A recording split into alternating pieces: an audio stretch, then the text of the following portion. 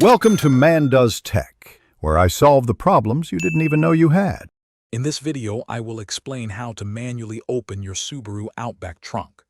This method is essential if your vehicle loses power or the electronic release malfunctions. First, you will need to locate a small access panel on the inside of the rear liftgate.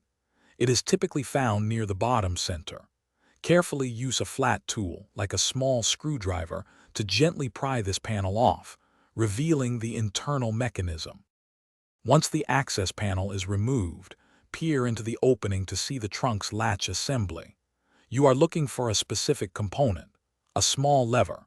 This lever is typically made of white plastic or a small piece of metal, and it is usually situated close to a spring within the mechanism.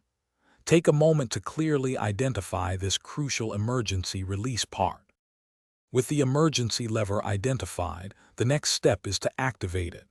You will need to either push down on this small lever or move it in the direction indicated by the mechanism. As you engage the lever, simultaneously apply gentle, steady outward pressure to the liftgate. This combined action helps to release the latch, allowing the trunk to begin opening. After successfully engaging the lever and applying outward pressure, your Subaru Outback's liftgate should now unlatch and swing open. This manual method provides a reliable way to access your cargo area when electronic systems are unavailable. Always remember to check that the area behind your vehicle is completely clear before opening the liftgate to prevent any accidental contact or damage.